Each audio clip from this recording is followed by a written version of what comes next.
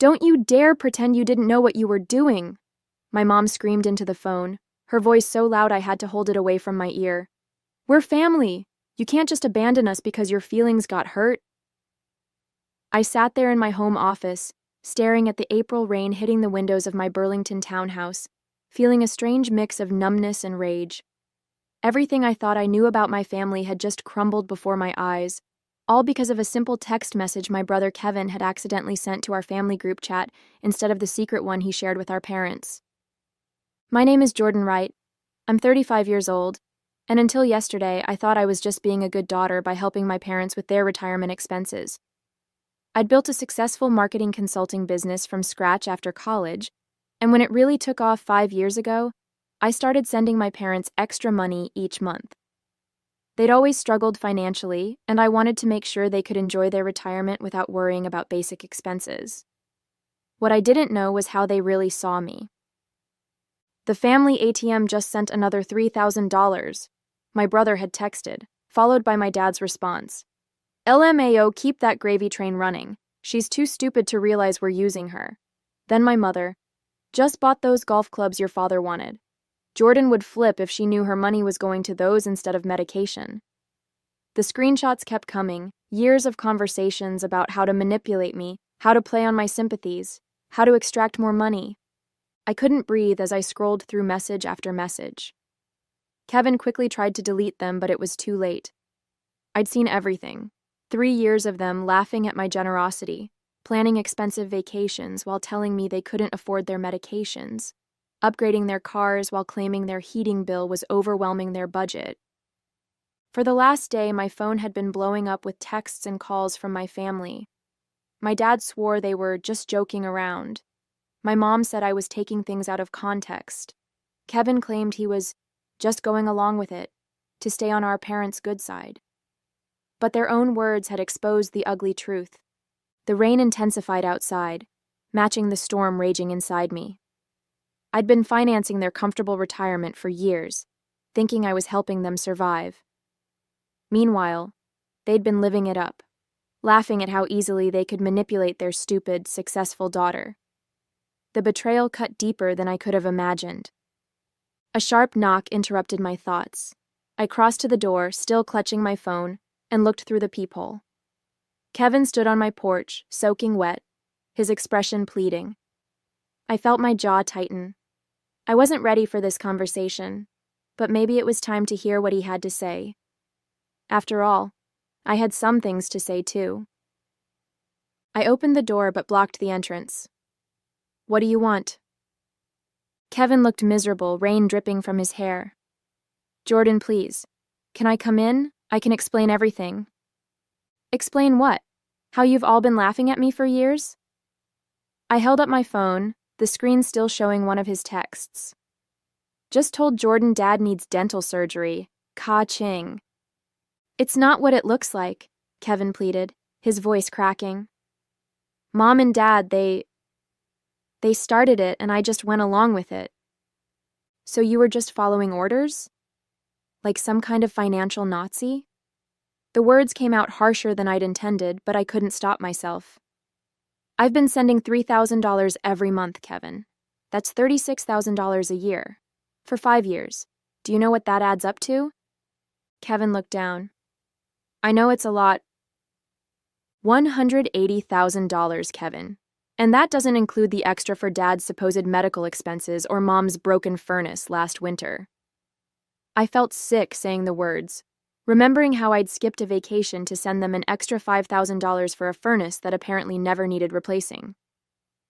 Look, they took it too far, I know, but they're getting older and they're 65, not 95. Dad's still golfing every weekend with his fancy new clubs that I paid for while thinking he needed medication. I was shouting now, not caring if the neighbors heard. Please, Jordan, they're freaking out. Dad's worried about his heart medication. I laughed bitterly. The medication that doesn't exist? Or the real medicine he actually needs that I've been paying for while you all blow the money on luxury items? Kevin's face crumpled. I messed up. I know that. But they really do need your help now. All those extras. They've gotten used to the lifestyle. They can't afford their mortgage without you. Their mortgage on the lakeside condo they bought last year while telling me they were struggling to pay rent on their modest apartment? I felt a strange calm settling over me. I think you should leave. Jordan, please. Number, I've been Jordan, please, for too long. Now I'm just Jordan. And Jordan is done. After Kevin left, I sank into my couch, my entire body trembling. The screenshots from their group chat played on repeat in my mind.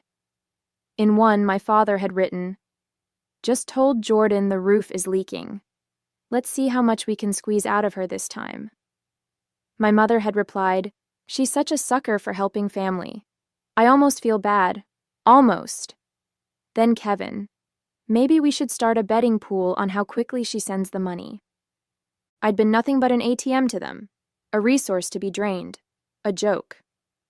I pulled out my laptop and logged into my banking portal. Every month for the past 5 years, there it was, $3,000 transferred to my parents' joint account, plus all the emergencies, another $40,000 over the years. Dental work that never happened. Car repairs for problems that didn't exist. Medical bills for treatments they never received. And what had I sacrificed? I delayed buying my own home for 2 years to help them with their supposed mortgage troubles. I'd worked 60-hour weeks to afford both my life and theirs. I'd skipped vacations, bought secondhand furniture, and cut corners on my own life to make sure they were comfortable. For what? So they could laugh at me. So they could buy golf clubs and take cruises while I worried if they were eating properly. I opened another tab and logged into the investment account I'd set up for them 3 years ago. My secret plan to surprise them with a supplemental retirement fund when they turned 70. I'd been contributing $1,000 monthly. The balance showed just over $42,000. My finger hovered over the close account button. Number not yet. I needed a clear head for this. I called my best friend Megan, who was also my attorney. "They did what?" She practically screamed when I explained the situation. "I know," I said, my voice hollow. "I've been an idiot." "No, Jordan. You've been kind. They're the ones who should be ashamed." Her voice softened. "What do you want to do?" "I don't know," I admitted. Part of me wants to just cut them off completely. Another part wants to confront them and hear them try to explain themselves. "Before you do anything, we need to review what you've set up for them legally. Are they on any of your accounts, insurance policies, the retirement supplement you mentioned?" I felt a chill. I hadn't even thought about all the ways we were financially entangled. Beyond the monthly transfers and the investment account, I'd added them to my premium health insurance policy as dependents 2 years ago. My father's heart medication, which I now question the existence of, was covered under my plan. They were also beneficiaries on my life insurance policy. I need to untangle all of this, I realized aloud. "One step at a time," Megan counseled. "First, gather all the documentation of what you've given them. Bank statements, texts asking for money, everything. Second, make a list of all financial connections you need to sever. Third, decide if you want to communicate with them about why you're doing this." As I hung up, my phone buzzed with a text from my mother. "Your father is very upset. His blood pressure is through the roof because of your behavior. We need to talk now." Something inside me hardened. The manipulation was still happening even now. They still thought I would fold, that I would come running the moment they mentioned a health concern. Not anymore. I opened my laptop again and began taking screenshots of every monthly transfer. Then I started a document titled Family Financial Support, 5 years, and began listing every dollar, every supposed emergency, every sacrifice I'd made. By the time I finished, the document was 12 pages long and the truth was inescapable. I wasn't just hurt, I was done. The next morning, I woke up with a clarity I hadn't felt in years. My path forward was suddenly crystal clear. Before doubt could creep in, I called into work, telling my assistant I needed a personal day. This would require my full attention. "Jordan Wright speaking," I answered when my phone rang 20 minutes later. "Ms. Wright, this is Samuel from Vermont Community Bank. I'm returning your call about closing an investment account. Yes, thank you for getting back to me so quickly. I took a deep breath. I need to close the supplemental retirement account I set up for Robert and Patricia Wright. I see. May I ask if there's a problem with the account? No problem with the account, I said. Just a problem with the intended recipients. After confirming my identity and authority over the account, Samuel walked me through the process. Since I was the sole controller of the account, it had been intended as a gift. I could close it without my parents' knowledge or consent. The $42,680 would be transferred back to my primary account within 3 business days. Is there anything else I can help you with today, Ms. Wright? Actually, yes. I'd like to cancel all recurring transfers to the joint account belonging to Robert and Patricia Wright. Those are currently set at $3,000 monthly, correct? Correct? My voice didn't waver. I'd like that stopped immediately. Step 1 complete. Next, I called my health insurance provider. This one was trickier.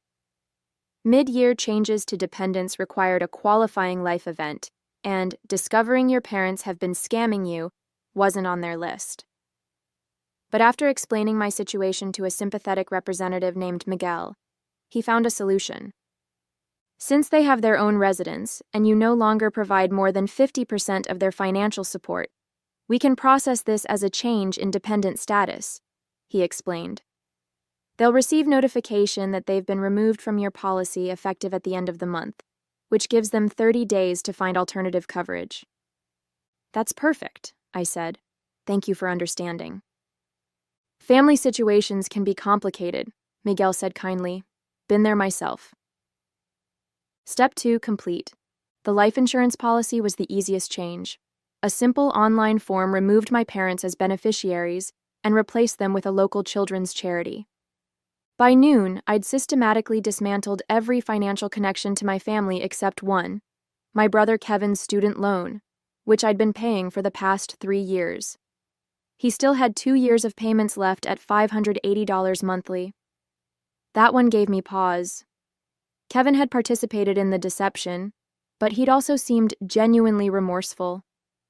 Had he been pressured by our parents? Or was he just sorry he got caught? My phone pinged with a text from Kevin. Mom and Dad are freaking out. Dad says his prescription refill was denied at the pharmacy. What did you do? That answered that question. Not a word of apology or understanding, just more pressure to restore the flow of money. I replied, their consequences are not my problem anymore. My phone immediately rang. Kevin. I sent it to voicemail. Instead, I opened my email and composed a formal letter to my parents, attaching the 12-page document I'd created the night before. I titled it simply, Financial Support Provided, 2018 to 2023. The email read, Robert and Patricia, attached is a comprehensive accounting of the financial support I have provided over the past 5 years, totaling $221,865. This includes monthly transfers, emergency funds, medical expenses, and the supplemental retirement account I established for you. As of today, all recurring transfers have been stopped. You have been removed as dependents from my health insurance policy effective May 31st, and the retirement account has been closed.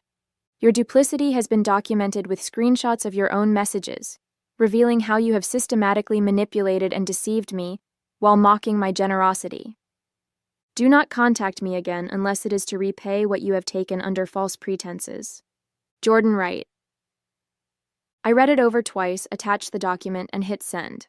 Step 3 complete. Then I blocked their numbers on my phone, removed them from my social media, and sat back in my chair, exhausted but relieved. For the first time in years, my money was truly my own. I managed 3 days of blessed silence before they found a way around my blocks. The doorbell rang at 8:30 p.m. while I was reviewing client proposals. Through the peephole, I saw my parents and Kevin standing on my porch, their faces a mixture of anger and panic. I didn't open the door. Instead, I called Megan.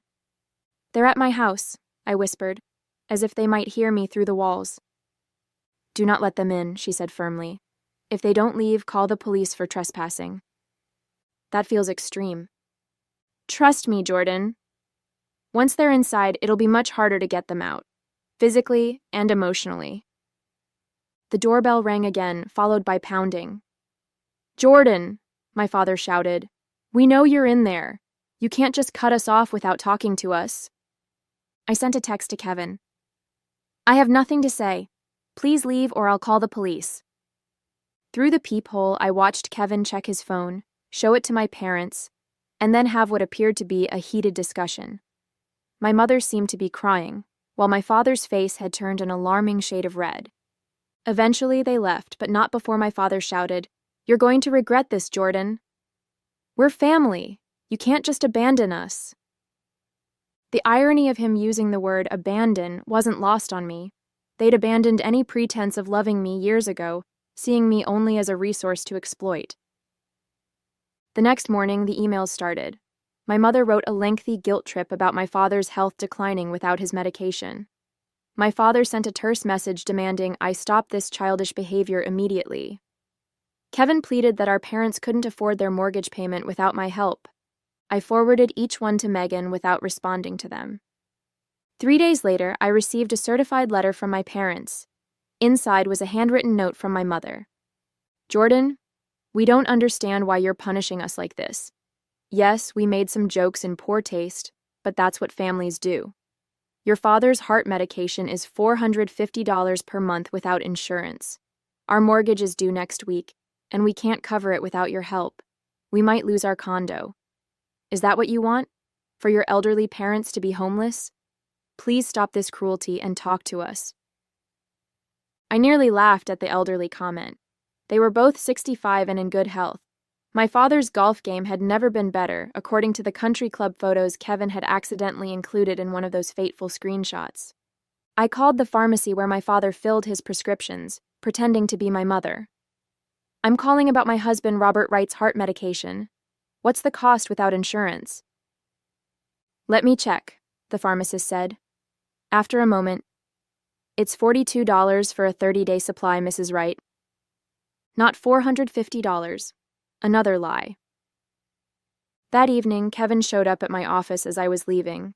He looked terrible, dark circles under his eyes, clothes rumpled.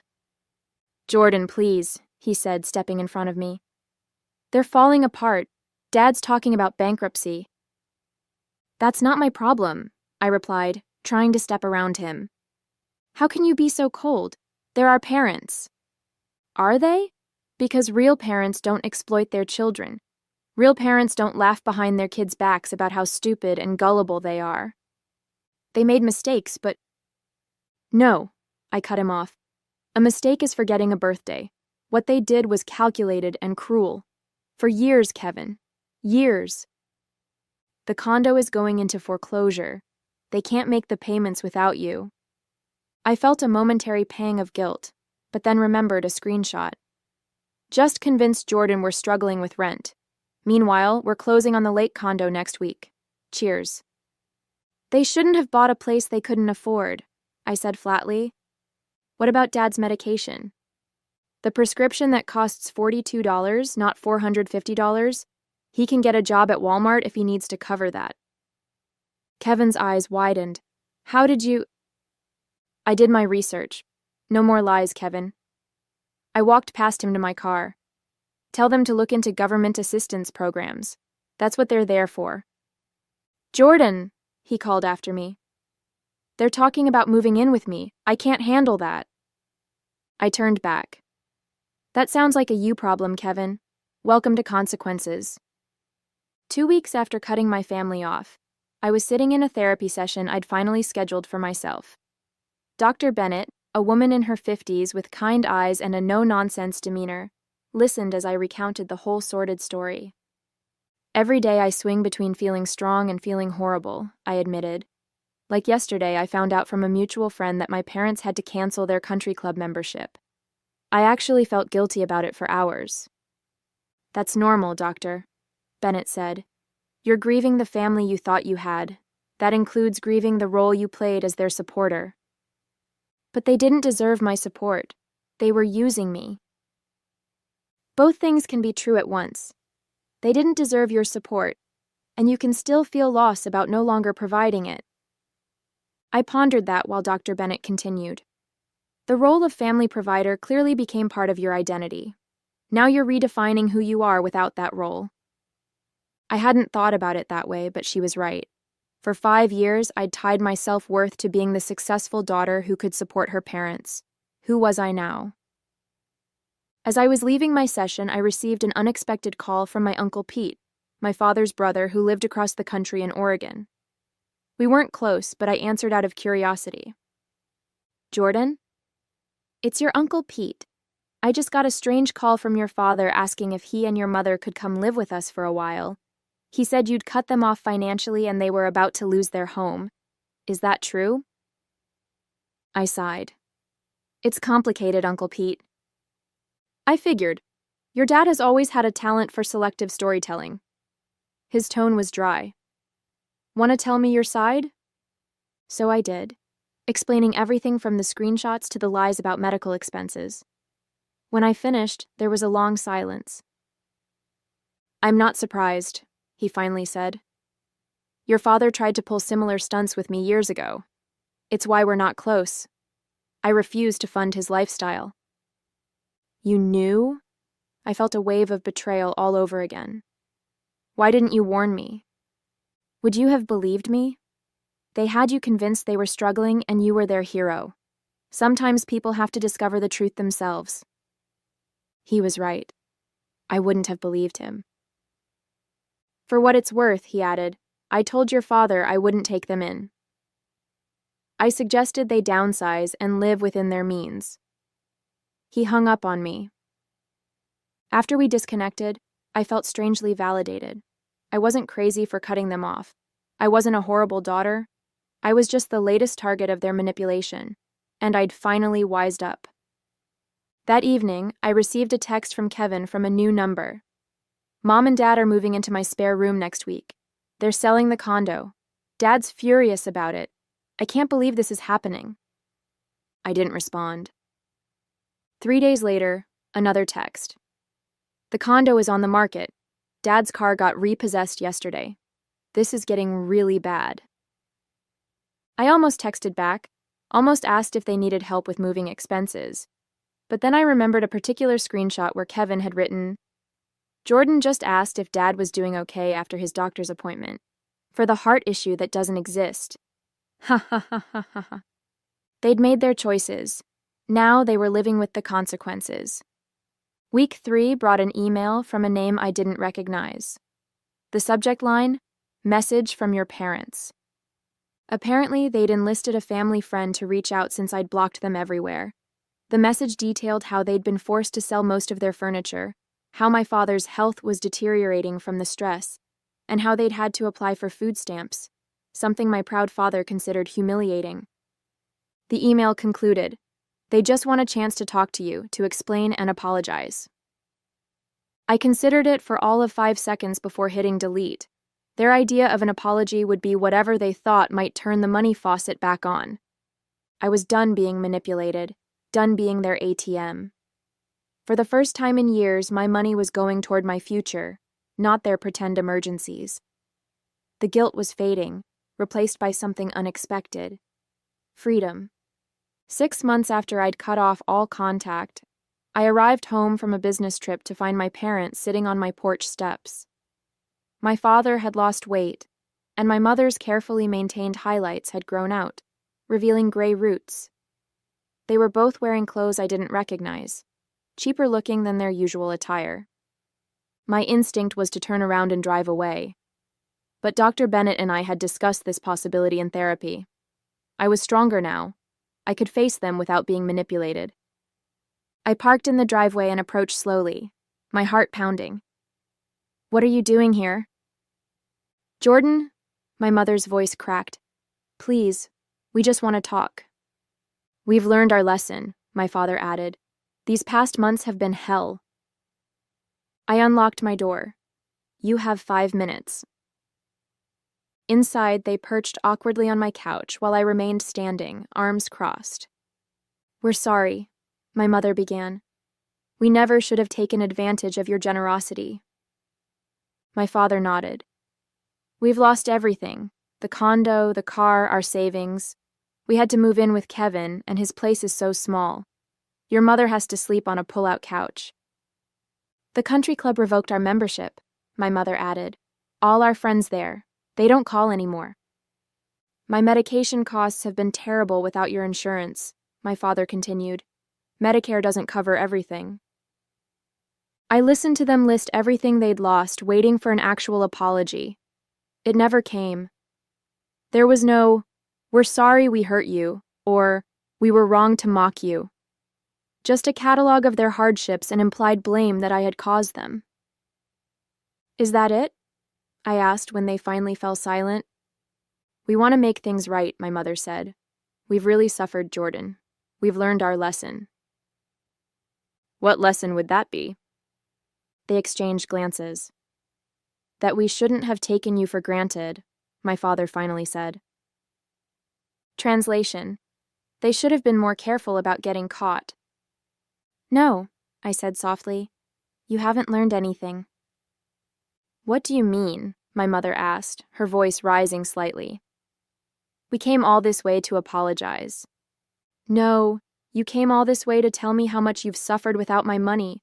Not once have you acknowledged how your betrayal made me feel. We said we're sorry, my father protested. For getting caught, maybe. Not for what you did. I took a deep breath. In the past 6 months, I've thought a lot about what a healthy family looks like. It's not this. It's not treating your child like an ATM and mocking her behind her back. My mother's face hardened. So you're just going to keep punishing us? Over a few jokes? This isn't punishment. This is me protecting myself from people who've shown they don't have my best interests at heart. We're your parents, my father said, as if that explained everything. And I was your daughter, not your personal bank. I moved toward the door, opening it. I wish you well, I really do. I hope you find a way to live comfortably within your means, but I can't be part of your lives anymore. You can't mean that, my mother whispered, tears forming. We need you. That's the problem. You don't need me. You need what I can provide. There's a difference. My father stood, anger replacing his earlier contrition.